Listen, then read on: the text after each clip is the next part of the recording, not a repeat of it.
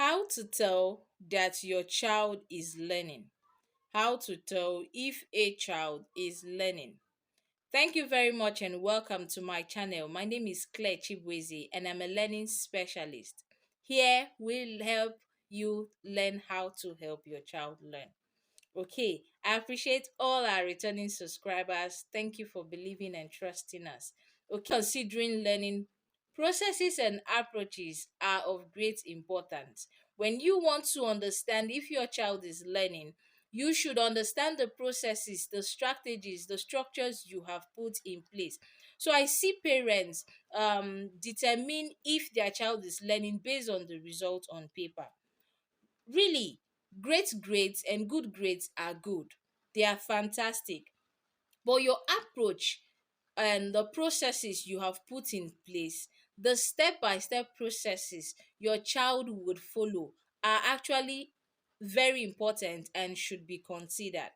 So, since learning styles and child's temperament or children's temperament are different, the results you get should also be different and should be considered. So how do you tell that your child is learning? How do you know if your child is learning? Now, number one, when the learner or your child is thinking and is willing to learn. The willingness and readiness of a learner is very important to learning process. So that way your child is able to ask you questions based on what you have said or what he or she has seen. That way your child is learning. Don't bother about what you have seen in the paper. Okay. Number two, the child is able to explain certain subject matter.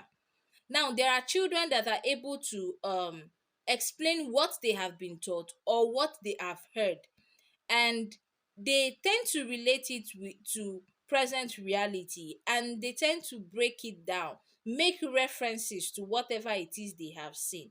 Now, in as much as this child may not be able to put down exactly what has been given to him or her in the notebook, that doesn't mean that that child is not learning. The child is able to explain, so that child is learning. Number three, the child is able to apply and relate concept to reality. When the child is able to relate what has been taught, just example, a child was taught boiling point of substances or evaporation processes in the class, and the child comes home and sees a boiling water, and the child is telling the mom, wow, evaporation is taking place. That child is learning. That child understand what has been taught. Okay, number four, the child has a subject interest and is willing to make best of it. There is a subject that is important to this child. The child is passionate about the study of the earth. I used to have a pupil whose parents were always on her. They were like, she's not learning, she's not learning, she's not learning. But this child had this passion for everything that had to do with the physical environment, the earth, water bodies, mountains, and all that. And whenever it comes to geography, wow, this girl does excellently well. And when her mom came out to complain one time, and I told her, but do you know that your child has passion for geography? Have you ever seen her result and see the way she presents her work? She said, yes, I noticed that.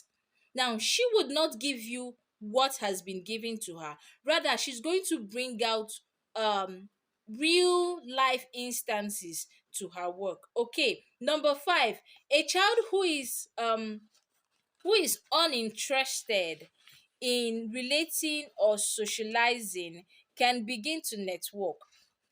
That shows that the child is learning. A child who does not have any form of social skill, and suddenly that child begins to socialize, begin to network with other children, that child is learning. My little boy, initially I noticed that he wasn't interacting with people. When other kids come close to him, he pushes them away, he doesn't want to and suddenly he started doing that, and I knew that learning has started taking place. So it's not all about the book, because there are different forms of learning. Okay. Also note that social learning is a form of learning. Okay, number six. When a child begins to consider the emotion and feeling of others, unlike what the child used to do, this means that that child is learning. Now, you might wonder why social skills, why emotional skills. Yes, they are actually important in learning.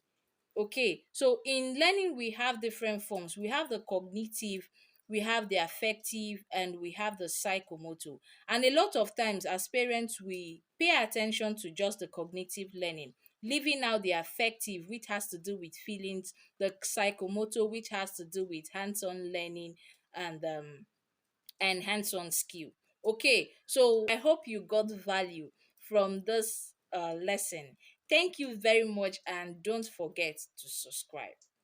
Click the button now. Thank you very much, and do have a nice day. Bye.